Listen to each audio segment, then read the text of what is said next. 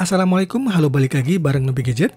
Di video kali ini, saya akan kembali ngebahas Realme 7 Pro setelah jalan selama lebih kurang 2 bulan. Beruntung HP ini termasuk salah satu perangkat yang akan kebagian update Realme UI versi 2 berbasis Android 11. Ya, sekarang udah ada update versi betanya untuk Realme 7 Pro. Masih ada beberapa bugs, jadi saya belum bisa ngerekomendasiin update ke versi ini. So, nggak usah berlama-lama lagi, langsung aja kita bahas ada fitur baru apa aja, dan juga kesan-kesan saya selama pakai Realme 7 Pro. Oke, untuk update Realme UI versi 2 ini berbasis Android 11 ya, jadi udah paling up to date. Setelah proses upgrade-nya selesai, kesan saya pertama kali kayak nggak ada yang berubah dari user interface-nya. Masih mirip Realme UI versi yang lama. Mulai dari icon-icon di home screen, tampilan menu settings, beberapa aplikasi bawaan juga masih terlihat sama.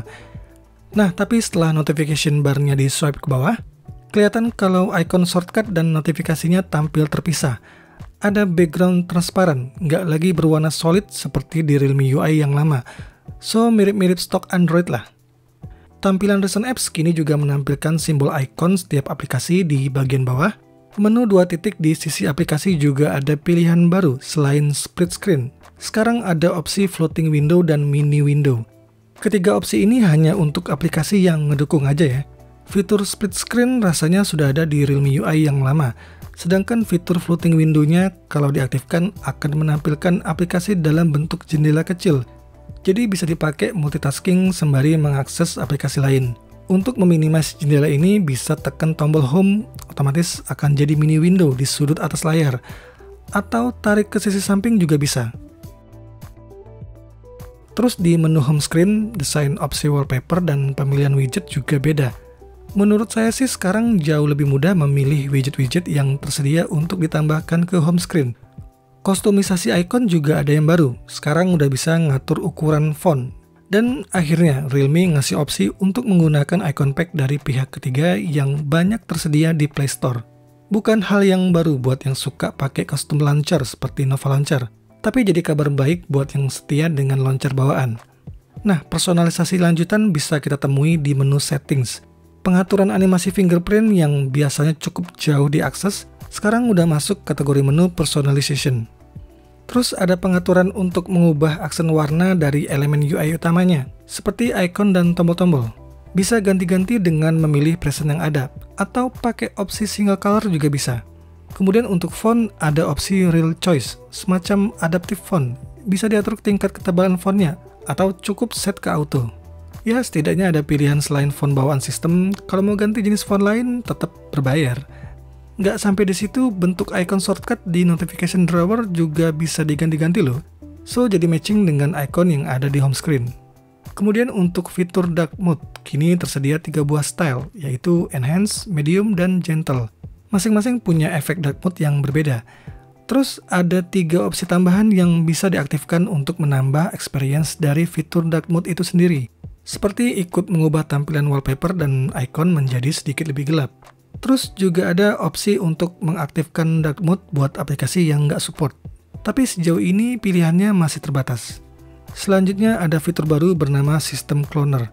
Fitur ini lebih kurang mirip dengan second space yang ada di MIUI-nya Xiaomi. Jadi kita bisa bikin semacam profile atau sistem terpisah dengan sistem utama, termasuk aplikasi-aplikasi yang terinstall beserta isinya, seperti punya 2 handphone di dalam satu sistem. Di menu baterai juga ada opsi baru, yaitu Optimize Night Charging. Buat yang punya kebiasaan ngecas sambil ditinggal tidur, fitur ini akan membantu memperpanjang umur baterai dengan mengontrol kecepatan pengisiannya. Tujuannya untuk menghindari terjadinya overcharging. Ada juga fitur Sleep Capsule yang bisa ditemui di menu Realme Lab. Fitur ini bisa ngebantu kita untuk membatasi pemakaian smartphone di jam yang udah ditentuin. Misalnya di jam tidur, sehingga nggak ngerusak pola istirahat kita. Ya, tapi aplikasi-aplikasi tertentu tetap bisa kok di whitelist, sehingga masih bisa diakses selagi fitur ini dalam posisi aktif. Kemudian game space tampilan menunya sedikit berbeda. Ada opsi Quick Startup. Jadi untuk game-game yang sering dimainkan nggak langsung di-kill setelah keluar dari game.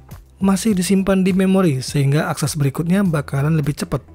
Perlu diingat fitur ini bisa bikin boros baterai ya, karena aplikasi gamenya tetap berjalan di latar belakang. Terakhir adalah aplikasi kamera. Perubahan UI-nya hanya ada di menu yang kini cara aksesnya tinggal swipe dari atas.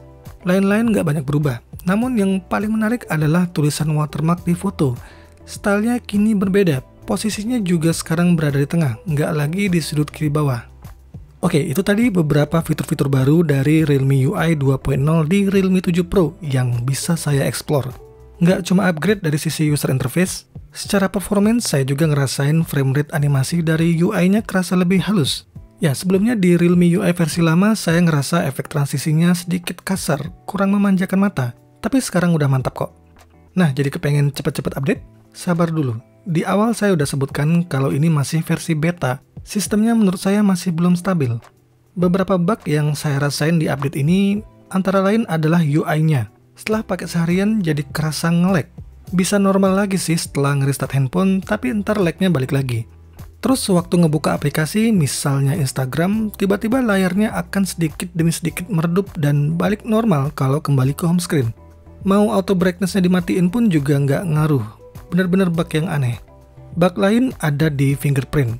Biasanya kalau diangkat, otomatis muncul fingerprint di layar, tapi ini enggak. Fitur double tap to wake-nya juga jadi susah untuk dipakai. Untungnya bug ini hanya terjadi kalau fitur AOD-nya dimatiin ya. So no problem kalau fungsi AOD-nya sedang aktif.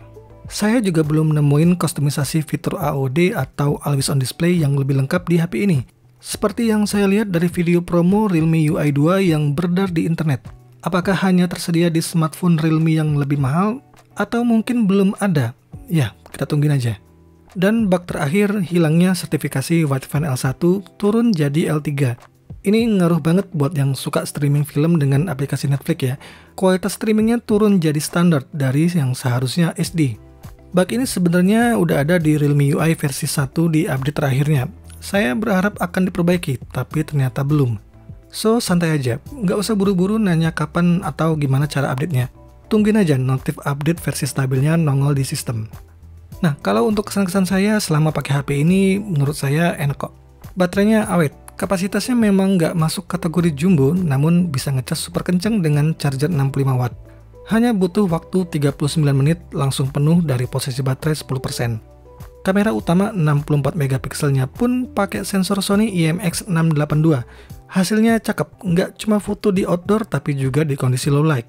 Selama foto-foto dengan HP ini saya jarang dapetin hasil foto yang nggak sesuai dengan keinginan. Realme cukup concern dengan kualitas foto di HP ini, karena di setiap update-nya selalu ngasih improvement dari sisi fotografi. Saya juga enjoy dengan fitur dual speaker dari HP ini, plus didukung layar AMOLED yang bikin saya betah berlama-lama nonton di Netflix. Tapi ya semenjak adanya bug Widevine L1 turun ke L3, jadi sekarang udah jarang dipakai buat streaming. Well, HP ini mungkin nggak akan menarik buat yang udah punya Realme 6 Pro, dimana akan kerasa adanya downgrade di sisi back cover yang kini berbahan plastik.